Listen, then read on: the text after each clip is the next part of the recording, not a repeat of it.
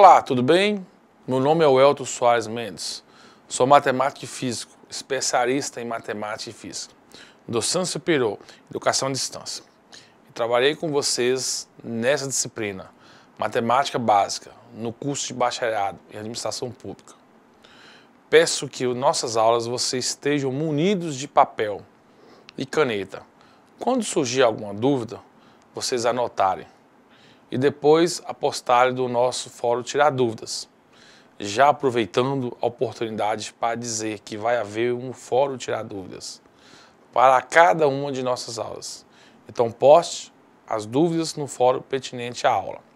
E para que tenhamos um bom resultado, será necessária a dedicação de vocês nos estudos e atividades na sala virtual. Mas também é muito importante que você leia no caderno didático. Iremos começar essa videoaula 4 falando sobre matrizes. Foi dar uma grande dica, e vou dar uma grande dica, que matemática é complicada, mas vou demonstrar para vocês que não. Só aprenderemos a matemática com bastante exercício, e aprender a matemática inicializar a desenvolverá seus conhecimentos matemáticos. Até que não sobre mais dúvidas e que deixe de pensar que a matemática é difícil. Ela está longe de apresentar problemas. Impossível se necessário somente o conhecimento de suas bases. Nesse exato momento, eu vou ensinar para vocês o conceito sobre matrizes, que muitas vezes nos encontramos diante de uma situação e que necessitamos organizar dados. Ou seja, temos muitas informações que nos são apresentadas, as quais merecem uma organização. Por exemplo, a informação sobre estoque de remédio em um hospital escolar, de universidade pública, sobre os nutrientes de um produto de alimentação das crianças de creche, da prefeitura, sobre equipamentos fabricados, importados e exportados, adquiridos e vendidos, defeituosos, etc. Enfim, são várias informações que temos que compreender o que demandam uma organização de matriz, representação matemática útil para resolver os problemas em diferentes áreas. E se apresentarmos com uma tabela retangular de números, parâmetros ou variáveis organizadas em uma ordem significativa. Vou mostrar para vocês um exemplo legal aí de matrizes. Assim, então, denominamos matriz a um grupo ordenado de números que se apresentam dispostos de forma retangular em linhas e colunas componentes. Parâmetros variáveis são denominados elementos de matrizes. O elemento na fileira horizontal continue numa linha de matriz. E o elemento na fileira vertical constitui uma coluna da matriz. Como podemos observar, os componentes de uma matriz se apresentam delimitados por duas linhas, parênteses ou colchetes.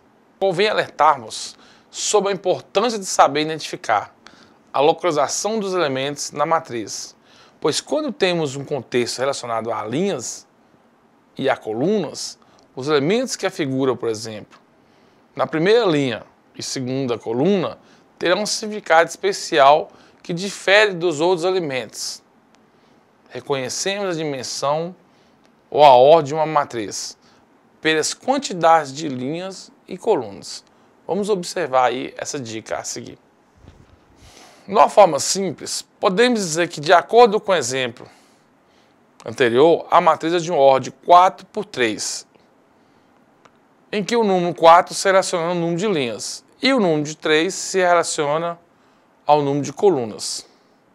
Para você entender melhor, observe o modelo representado, que traz uma matriz de 2 por 3, 2 linhas e 3 colunas. Note que podemos nos referir a um determinado elemento da matriz. Fazendo uso do índice, chama-se I e J. O elemento da enésima linha é J. Em sésima coluna será indicado por A e J. Genericamente, podemos dizer que a matriz é uma tabela retangular de números, organizados em M linhas e N colunas. Com base nos exemplos, podemos dizer que a matriz é uma forma de organizar informações que serão úteis para resolver problemas do nosso dia a dia. Sim, podemos afirmar que a matriz relaciona os dados ali organizados, já que os seus números de linhas e colunas nos informam o que denominamos da ordem da matriz. Uma matriz pode ser indicada por A, ou igual, abre colchetes, AI, J, fecha colchetes. Vou demonstrar um exemplo a seguir. Observe que o elemento em destaque na matriz de ordem 3 por 2 representa acima se situa na segunda linha. E a segunda coluna, portanto, indicamos o elemento por A2, 2, que neste caso é igual a 2. Com isso, partimos então para matrizes especiais. As matrizes recebem a denominação especial dependendo do número de linhas ou colunas que possui ou por alguma especialidade de seus elementos. Veja como a nomenclatura utilizada se apresenta coerente e de fácil compreensão neste exemplo a seguir. Matriz linha ou vetor linha é uma matriz com apenas uma linha e que pode ser representada genericamente por um exemplo de matriz é 9 menos 5, 7, 0. Matriz coluna. O vetor coluna é uma matriz com apenas uma coluna, como demonstrando a seguir. A matriz nula é uma matriz em que todos os seus elementos são iguais a 0. E a matriz quadrada é a matriz que possui o mesmo número de linhas e colunas.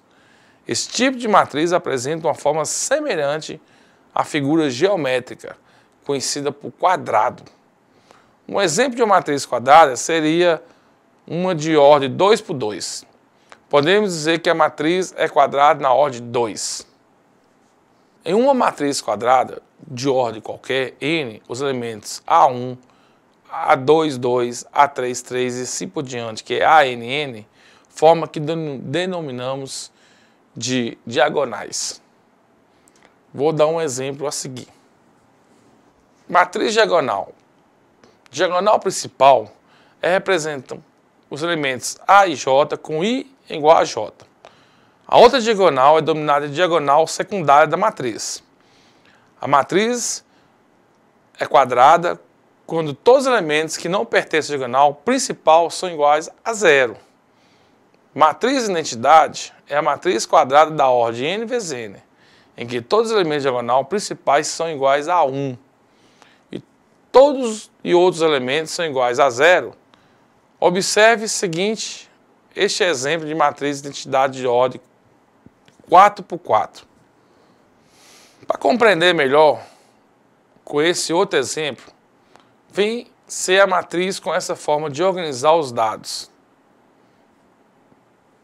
podendo ser utilizado. Operações, com isso temos operações com matrizes. Que nessa sessão vamos iniciar uma conversa sobre a álgebra das matrizes. E por vezes voltaremos ao nosso exemplo, em que um exemplo que o auditor, por exemplo, de uma loja de material de camp, para ilustrarmos aí e facilitar a compreensão desse conteúdo. A matriz nos oferece uma maneira fácil de combinar informações de diferentes tabelas. Para tal, teremos que compreender como funciona a sua aritmética. Começamos a aprender compreendendo quando podemos considerar que duas matrizes são iguais. Iremos começar pela igualdade das raízes. A igualdade das matrizes, duas matrizes A e B, do mesmo tipo, M vezes N, são iguais se todos os elementos que ocupam a mesma posição são iguais.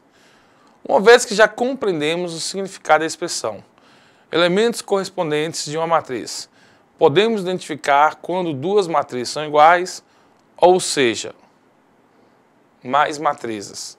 são iguais se somente se tem a mesma ordem e possuem idênticos elementos correspondentes. Verificamos se as matrizes M e N a seguir são iguais. Na resolução, inicialmente vamos relembrar as características que fazem com que duas matrizes sejam iguais. As duas matrizes devem ser de mesma ordem. Neste caso, tanto a matriz M como a matriz N possuem 3 linhas e 2 colunas. Portanto, ambas são de ordem 3 por 2.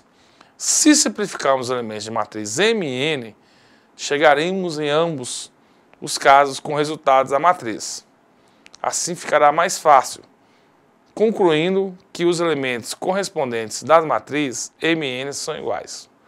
Logo, as matrizes M e N são iguais. Com isso, veremos adição e subtração das matrizes. Uma matriz é representação visualmente interessante e útil para o armazenamento de dados. Entretanto, algumas vezes os dados apresentam mudanças e assim sentimos a necessidade de somar e subtrair matrizes. Para somar ou subtrair matrizes, ela deve ser a mesma dimensão, ou seja, ambos devem ser a mesma ordem, ter o mesmo número de linhas e de colunas. Eu vou dar um exemplo a seguir para vocês entenderem melhor a situação. Para somarmos ou subtrair duas matrizes de mesma ordem, basta efetuarmos a soma ou a subtração dos elementos correspondentes. Observe a seguir a soma das matrizes A e B de cima e a de baixo é a subtração das matrizes M e N. Com a ideia de adição e subtração, temos também a multiplicação de uma matriz por um número real. Em alguma situação, será necessário multiplicar uma matriz por um número real. Neste procedimento é muito simples. Vou acompanhar aqui um exemplo a seguir para multiplicar uma matriz A por um número real K. Vou chamar o número de K. Basta multiplicarmos todos os elementos da matriz A por K. Essa operação é denominada de multiplicação por um escalar. Na álgebra da matriz, um número real é muitas vezes chamado de escalar, seja K, um escalar, um número real diferente de zero. E A, que é em parênteses, aí J, M vezes N, numa matriz. Definimos a multiplicação de escalar, K, pela matriz A, como outra matriz C, que é igual a K vezes A, em que C e J é igual a K vezes A e J, para todo I e todo J. Note que, embora tenhamos utilizado algumas letras e símbolos, a informação é a mesma, ou seja, multiplicam-se todos os elementos de matriz pelo número real, para chegar então ao resultado de uma operação. Vou demonstrar para vocês um exemplo, para ficar mais fácil o entendimento. Neste exemplo, o caso particular é que o número real K seja igual a 4, isso é, K é igual a 4. O produto, então, será 4 vezes A, que é igual a A, dominando matriz oposta de A, que multiplica a matriz. Essa multiplicação de matriz, as operações com matriz fazem o uso do conhecimento básico de aritmética e da álgebra. A maioria delas com operações de adição, de subtração, multiplicação e realizada de maneira natural. Tem uma lógica que muitas vezes nos parece um pouco estranha na multiplicação. Vou demonstrar aí para vocês. Lembre-se do produto de duas matrizes, apenas será possível se o número de colunas da primeira matriz for o mesmo número de linhas da segunda matriz. Vale lembrar que o produto terá o mesmo número de linhas da primeira matriz e o mesmo número de colunas da segunda matriz. Olha o exemplo aí, como é que ficou legal aí. Com isso, nesse estudo de matrizes, vou demonstrar para vocês a matriz transposta, que quando permutamos aí as linhas e colunas de uma matriz, obtemos uma nova matriz, denominada matriz transposta. Transportar ela, modificar ela. Vou demonstrar para vocês no próximo slide aqui. Logo, se a matriz A de ordem M vezes N denomina-se transposta de A. A matriz de ordem N vezes M obtida trocando-se ordenadamente as linhas pelas colunas. A matriz inversa, seja uma matriz quadrada de A que possui as linhas e colunas, se existe uma matriz B, a quadrada da mesma ordem, M vezes N, tal que A vezes B é igual a B vezes A. Está mudando a inversa. Em que N é a matriz identidade de ordem, N vezes N. Então A e B são denominadas, nesse caso, em matriz inversa uma da outra. A inversa de matriz A dá uma matriz A quadrada de ordem N. Se existir uma matriz A de mesma ordem, tal que A vezes A' é igual a' vezes A. Então é a mesma ordem, né? É inversa. Representada a matriz inversa por A menos 1, mas atenção, essa matriz A terá inversa se somente o seu determinante de A é igual a zero. Introduzindo esses conceitos de expressão e álgebra, a equação utilizada na matrizes tem uma regra de Cramer, que é para discutir e resolver sistemas lineares, em que o número de equações M é igual ao número de incógnitas. Quando M e N são maiores que 3, torna-se muito trabalhoso utilizar essa regra. Por isso, usando a técnica de escalonamento, que facilita a discussão e a resolução de qualquer sistema linear, dizendo que o sistema em que existe pelo menos um coeficiente não nulo em cada equação está escalonada. Se o número de coeficientes nulos antes de primeiro coeficiente não for nulo, aumenta a equação para equação. Para escalonar um sistema adotado, a seguir, vamos demonstrar um procedimento. Fixamos como a primeira equação uma das que possui o coeficiente da primeira incógnita, diferente de B. Se B, utilizando as propriedades de sistema equivalente, anulamos todos os coeficientes da primeira incógnita dos demais equações. Repetimos o processo com as demais incógnitas, até que o sistema se torne escalonado. Isso na teoria. Na prática, vou demonstrar para vocês a prática. Eu aplicando essa técnica de escalonamento, considerando os usos do sistema, o número de equações é igual ao número de incógnitas, M é igual a N. O primeiro passo aí é anularmos todos os coeficientes da primeira incógnita, a partir da segunda equação, aplicando as propriedades do sistema equivalentes. Vamos lá. Trocamos de posição a primeira equação com a segunda equação, de modo que o primeiro coeficiente de x seja igual a 1. Trocamos a segunda equação para a soma da primeira equação, multiplicada por menos 2. Com a segunda equação, depois trocamos a terceira equação para a soma da equação multiplicada por menos 3. Com a terceira equação. Neste exemplo, com isso, terminamos o primeiro passo. Agora, irmos para o segundo passo, anulamos o coeficiente da segunda incógnita a partir da terceira equação. Vou demonstrando a seguir. No segundo passo, anulamos os coeficientes da segunda incógnita.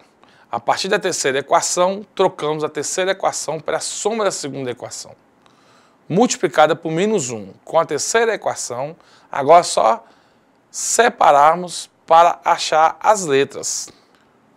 Viu como com isso fica mais fácil essas propriedades de matriz? Então, com isso aqui, nós vamos fechar essa parte de matriz, das propriedades dela. Ok? No próximo slide, eu vou mostrar para vocês umas propriedades de matriz separada. Uma ideia bem legalzinha para vocês aí gravarem. Propriedades da matriz. Sendo A, B e C matriz do mesmo tipo, M vezes N, temos as seguintes propriedades para adição. Letra A, comutativa. A mais B é igual a B mais A. Letra B, associativa. Em parênteses, A mais B mais C fora do parênteses. Então, A fora do parênteses se torna B e C dentro do parênteses. Elemento neutro. A mais 0 é igual a 0 mais A, que é igual a A. Sendo 0 a matriz nula, M vezes N. E D, elemento oposto. A mais A em parênteses menos A, que é igual a menos A em parênteses mais A, que é igual a 0. E com essas ideias de matrizes, basicamente, nós vamos encerrar esse assunto da nossa quarta videoaula sobre matriz da matemática base do nosso curso Bacharelado em Administração Pública, que será muito importante para você no seu dia a dia. Espero que vocês tenham gostado do que tenham absorvido em nossas aulas. Que vimos aqui hoje, deixarei fóruns e algumas atividades. Lembre de acessar a sala virtual, participar dos fóruns, postar suas dúvidas. Faremos vários seminários com aplicações dos conteúdos na prática, no polo, para um melhor enriquecimento de sua aprendizagem da teoria. E não se esqueça de estudar o caderno didático. Por enquanto, é só. Bons estudos e até a próxima.